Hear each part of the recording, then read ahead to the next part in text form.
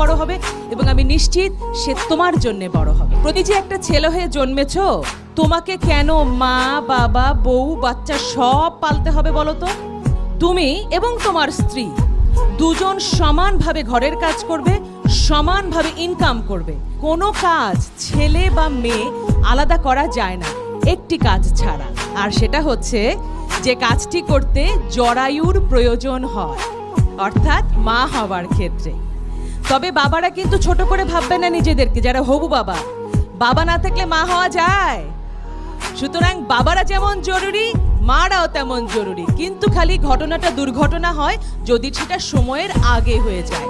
সুতরাং আজকের বিষয় যখন বাল্যবিবাহ, আমি জানি যে আজ অন্তত পক্ষে এখানে যারা বসে আছো তারা নিশ্চয়ই সময়ের আগে বিয়ে করবে না। আচ্ছা, এখন এখানে যে ছেলেরা আছো, যদি সুখী হতে চাও তোমাদেরকে ম্যাচিউরড মেয়ে বিয়ে করতে হবে, কারণ 18 বছরের